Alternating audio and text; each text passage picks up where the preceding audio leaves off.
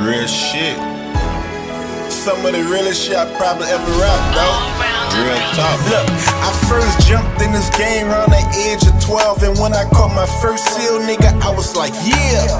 Watch this nigga be a major player. See niggas with fly cars, wanted a whip like this. See niggas with bad bitches, wanted a bitch like this. So I grind all night, giving my blood, sweat, and tears, and kept that pistol in my hand, cause it was killing, be killed. Running with them head busters who was killing for real.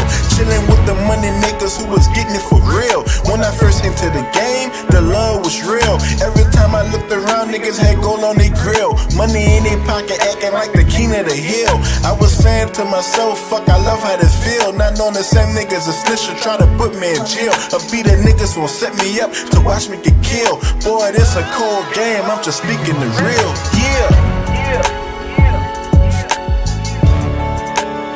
A cool game. This here, a cool game. Cool game. Huh? Thought that you loved me. Cool game, you heard me? Cool motherfucking game, yeah. And once again I fell a victim to some fuck shit.